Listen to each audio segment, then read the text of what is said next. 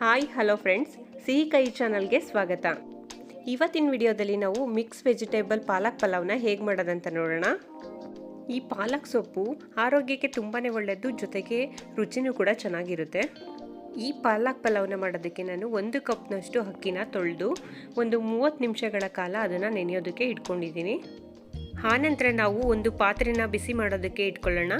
ಬಿಸಿಯಾದ ನಂತರ ಅದಕ್ಕೆ 1 ಟೇಬಲ್ ಸ್ಪೂನಷ್ಟು ಎಣ್ಣೆನ ಹಾಕಿ ಅದಕ್ಕೆ ಒಂದು 4 ಹಸಿಮೆಣಸಿನಕಾಯಿ, 1 ಈರುಳ್ಳಿ, 2 ಗಡ್ಡೆ ಬಿಡಿಸಿರುವಂತಹ ಬೆಳ್ಳುಳ್ಳಿ, ಹಾಗೆಯೇ ಒಂದು 2 ಇಂಚು ಶುಂಠಿ, ಸ್ವಲ್ಪ ಪುದೀನ, ಹಾಗೆಯೇ 1 ಕಟ್ನಷ್ಟು ಪಾಲಕ್ ಸೊಪ್ಪನ್ನ ತೊಳೆದು ಸಣ್ಣದಾಗಿ ಕಟ್ ಮಾಡಿ ಹಾಕ್ಕೊಂಡು ಸ್ವಲ್ಪ ಫ್ರೈ ಮಾಡ್ಕೋಬೇಕಾಗುತ್ತೆ. ಪಾಲಕ್ ಸೊಪ್ಪಿನಲ್ಲಿರುವಂತಹ ಹಸಿ ವಾಸನೆ ಎಲ್ಲ ಹೋಗೋವರೆಗೂ ಚೆನ್ನಾಗಿ ಫ್ರೈ ಮಾಡಿ ಆದ ನಂತರ ಸ್ಟವ್ನ ಆಫ್ ಮಾಡಿಕೊಂಡು ಅದನ್ನು ತಣ್ಣಗಾಗೋದಕ್ಕೆ ಬಿಡಬೇಕಾಗುತ್ತೆ. ಆನಂತರ ಒಂದು ಜಾರ್ಗೆ 1-2 ಟೇಬಲ್ ಸ್ಪೂನಷ್ಟು ತೆಂಗಿನಕಾಯಿ ತುರಿ, ಹಾಗೆಯೇ ಫ್ರೈ ಮಾಡ್ಕೊಂಡಿರುವಂತಹ ಮಸಾಲೆ ಪದಾರ್ಥಗಳನ್ನ ಸೇರಿಸ್ಕೊಂಡು ಸ್ವಲ್ಪ ನೀರನ್ನು ಕೂಡ ಸೇರಿಸ್ಕೊಂಡು ನುಣ್ಣಗೆ ರುಬ್ಕೋಬೇಕಾಗುತ್ತೆ. ಆನಂತರ ಒಂದು ಕುಕ್ಕರ್ನ ಬಿಸಿಗಿಟ್ಕೊಳ್ಳೋಣ.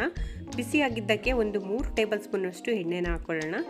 ಬಿಸಿಯಾಗಿರುವಂತಹ ಎಣ್ಣೆಗೆ ಒಂದು ಅನಾನಸ್ ಹೂವು, 1-2 ಮರಾಠಿ ಮೊಗ್ಗು, 1-2 ಪೀಸು ಚಕ್ಕೆ, 2 ಏಲಕ್ಕಿ ಕಾಯಿ, ಹಾಗೆಯೇ ಒಂದು 4 ಲವಂಗ, ಹಾಗೆಯೇ 1 ಪೀಸು ಜಾಪತ್ರೆನ ಹಾಕ್ಕೊಳ್ಳೋಣ. ಜೊತೆಗೆ ಒಂದು ಈರುಳ್ಳಿನ ಕೂಡ ಸೇರಿಸ್ಕೊಂಡು ಗೋಲ್ಡನ್ ಕಲರ್ ಆಗೋವರೆಗೂ ಫ್ರೈ ಮಾಡ್ಕೊಳ್ಳೋಣ.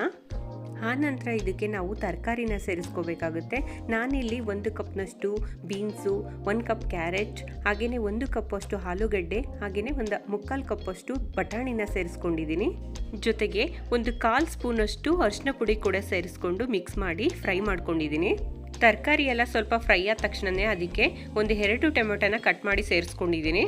ತರಕಾರಿಗಳೆಲ್ಲವನ್ನು ನಾವು ಎಣ್ಣೆನಲ್ಲೇ ಫ್ರೈ ಮಾಡ್ಕೊಳ್ಳೋದ್ರಿಂದ ರುಚಿ ಕೂಡ ಚೆನ್ನಾಗಿರುತ್ತೆ.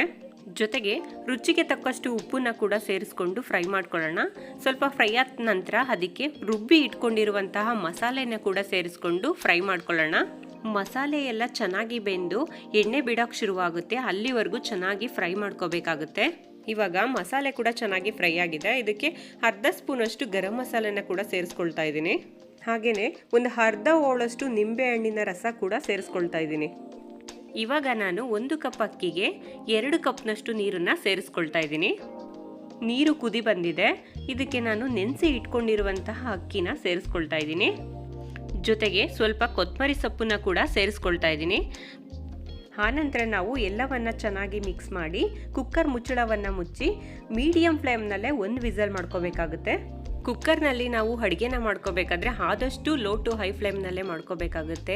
ಹೈ ಪ್ರೆಷರ್ನಲ್ಲಿ ಮಾಡ್ಕೊಳ್ಳೋದ್ರಿಂದ ಪ್ರೆಷರ್ಗೆ ಆಹಾರ ಪದಾರ್ಥಗಳು ಬೇಯೋದಿಲ್ಲ, ಅದ್ರ ಬದಲಾಗಿ ಅನ್ನದ ಹಗಲುಗಳು ಹೊಡೆದಿರುತ್ತೆ ಅಷ್ಟೇ. ಇದರಿಂದ ಆಹಾರದಲ್ಲಿ ಸಿಗುವಂತಹ ನ್ಯೂಟ್ರಿಷನ್ಗಳು ನಮಗೆ ಸಿಗೋದಿಲ್ಲ.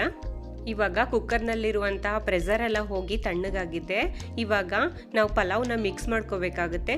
ಆದಷ್ಟು ನಿಧಾನವಾಗಿ ಮಿಕ್ಸ್ ಮಾಡ್ಕೊಳ್ಳೋಣ. ರೈಸ್ನೆಲ್ಲ ಚೆನ್ನಾಗಿ ಮಿಕ್ಸ್ ಮಾಡಿಕೊಂಡು ನಾನು ಒಂದು ಪ್ಲೇಟ್ಗೆ ಸರ್ವ್ ಮಾಡ್ಕೊಳ್ತಾ ಇದ್ದೀನಿ. ಪಾಲಕ್ ಪಲಾವು ಉದುರುದ್ರಾಗಿ ಚೆನ್ನಾಗಿ ಆಗಿದೆ. ಪಾಲಕ್ ಸೊಪ್ಪನ್ನ ನಾವು ಪ್ರತಿದಿನ ಸೇವನೆ ಮಾಡೋದ್ರಿಂದ ಆರೋಗ್ಯಕ್ಕೆ ತುಂಬಾ ಒಳ್ಳೆಯದು. ಅದರಲ್ಲಂತೂ ಅನಿಮಿಯಾ ಇರೋರಂತೂ ಪ್ರತಿದಿನ ಸೇವನೆ ಮಾಡೋದ್ರಿಂದ ಅವ್ರಿಗೆ ರಕ್ತದ ಪ್ರಮಾಣ ಹೆಚ್ಚಾಗುತ್ತೆ. ಈ ವಿಡಿಯೋ ನಿಮಗೆ ಇಷ್ಟ ಆಗಿದ್ರೆ ದಯವಿಟ್ಟು ಶೇರ್ ಮಾಡಿ, ಸಬ್ಸ್ಕ್ರೈಬ್ ಮಾಡಿ, ಹಾಗೆ ಪಕ್ಕದಲ್ಲೇ ಇರುವಂತಹ ಬೆಲ್ ಐಕಾನ್ನ ಕ್ಲಿಕ್ ಮಾಡಿ. Thank you.